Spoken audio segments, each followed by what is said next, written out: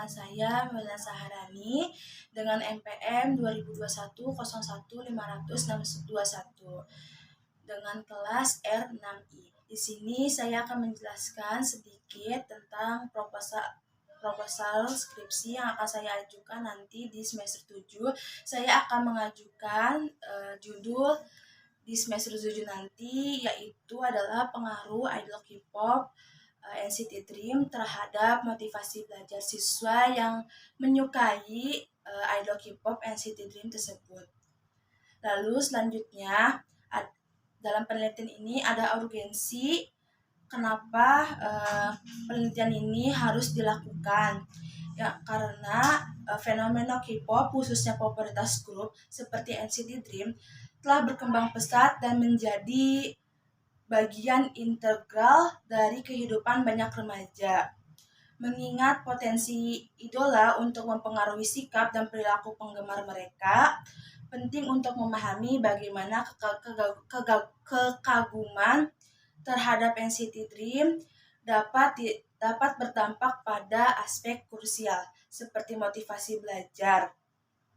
Lalu saya akan menjelaskan manfaat dari penelitian ini adalah yang pertama itu ada manfaat teoritis. Memberikan kontribusi pada pengembangan ilmu psikologi pendidikan khususnya dalam pemahaman tentang faktor-faktor yang mempengaruhi motivasi belajar siswa. Lalu selanjutnya yang kedua itu ada memperkaya literatur tentang dampak budaya luar seperti Korea, yaitu dampak budaya K-pop yang ada di Korea, khususnya K-pop NCT Dream terhadap aspek pendidikan di Indonesia. Lalu yang ketiga itu menyediakan landasan teoritis untuk penelitian lebih lanjut mengenai hubungan antara pengidolaan dan prestasi akademik. Lalu yang kedua ada manfaat praktis. Yang pertama itu bagi pendidik memberikan pemahaman lebih baik tentang minat siswa dan bagaimana hal tersebut dapat dimanfaatkan untuk meningkatkan motivasi belajar siswa. Lalu yang kedua, membantu dalam mengembangkan strategi pembelajaran yang lebih efektif dengan mempertimbangkan pengaruh idola K-pop tersebut kepada siswa. Lalu selanjutnya itu yang kedua ada bagi orang tua, memberikan wawasan tentang pengaruh idola K-pop terhadap motivasi belajar anak sehingga dapat lebih bijak dalam menyikapi kegemaran anak terhadap K-pop. Lalu yang ketiga itu ada bagi siswa.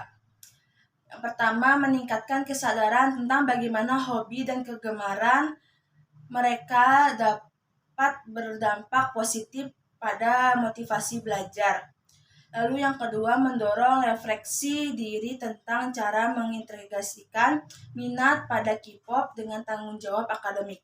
Selanjutnya di sini saya akan mengambil teori motivasi belajar dari Michel J. Jesus mendefinisikan motivasi sebagai proses pemberian dorongan baik kepada diri sendiri maupun orang lain untuk melakukan tindakan yang diinginkan.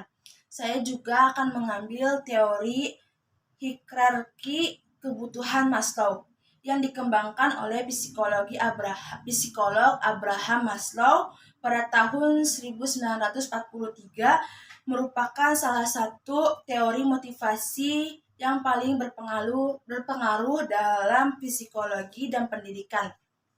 Teori ini juga menjelaskan bahwa motivasi manusia, termasuk motivasi belajar, didasarkan pada pemenuhan kebutuhan yang tersusun dalam hierarki dari yang paling mendasar hingga yang paling kompleks. Selanjutnya saya mengambil teori pengertian idol K-pop Korea adalah selebriti populer K-pop yang berlatih keras selama bertahun-tahun setelah melewati berbagai tahapan audisi yang diselenggarakan oleh agensi-agensi besar yang ada di Korea sana. Seperti SM Entertainment, WGA Entertainment, dan JYP Entertainment.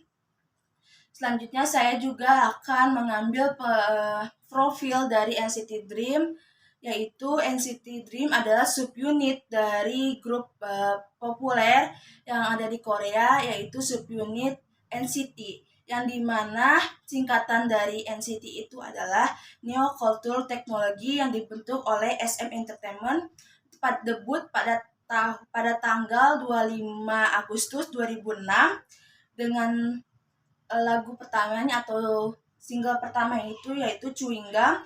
Grup ini awalnya dikenal dengan konsep anggota remaja yang di bawah 20 tahun. Namun pada tahun 2020 konsep NCT Dream ini berubah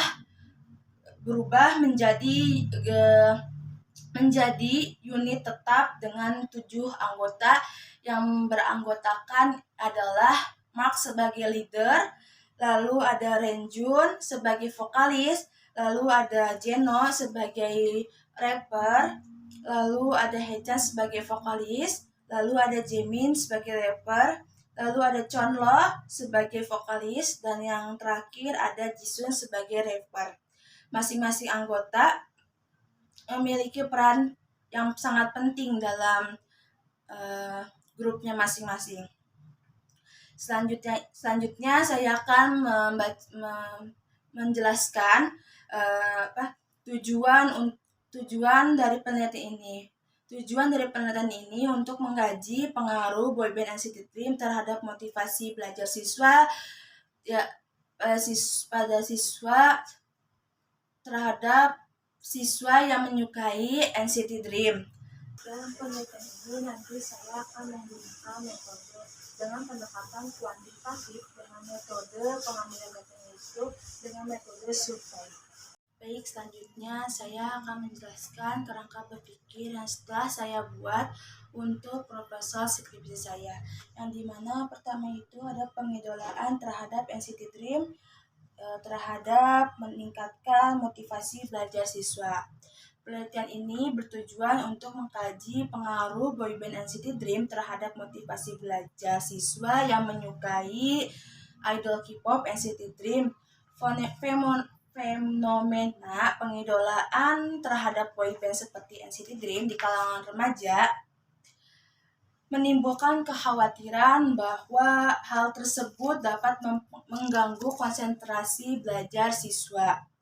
Namun beberapa penelitian terdahulu justru menunjukkan bahwa kecintaan terhadap idol K-pop dapat menjadi motivasi belajar bagi penggemar, termasuk dalam hal belajar. Berdasarkan fenomena tersebut, peneliti tertarik untuk mengkaji lebih jauh mengenai pengaruh boyband NCT Dream terhadap motivasi belajar siswa. Penelitian ini diharapkan dapat memberikan gambaran yang lebih jelas mengenai dampak pengidolaan K-pop khususnya NCT Dream terhadap aspek akademik para penggemarnya. Hipotesis yang diajukan adalah boyband NCT Dream berpengaruh positif terhadap motivasi belajar siswa yang akan diuji dengan uji T pada taraf signifikan 5%.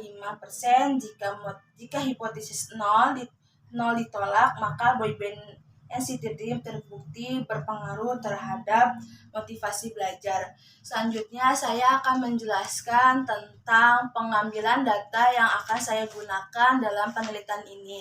Pertama itu saya akan membuat kuesioner tentang motivasi belajar dan pengaruh idol K-pop NCT Dream tersebut dengan kuesioner dengan skala Likert. Lalu selanjutnya saya akan setelah mendapatkan data tersebut, saya mengolah data tersebut dengan menaruhnya di Excel untuk dianalisis menggunakan SPSS. Pada sebelum saya menganalisis tersebut, saya menguji pra penelitian yaitu dengan reliabilitas dan normalitas. Setelah diuji kenormalitas dan realitasnya, saya akan menguji data tersebut dengan SPSS menggunakan regresi linier sederhana. Mungkin sekian yang saya presentasikan, kurang lebihnya mohon maaf. Wassalamualaikum warahmatullahi wabarakatuh.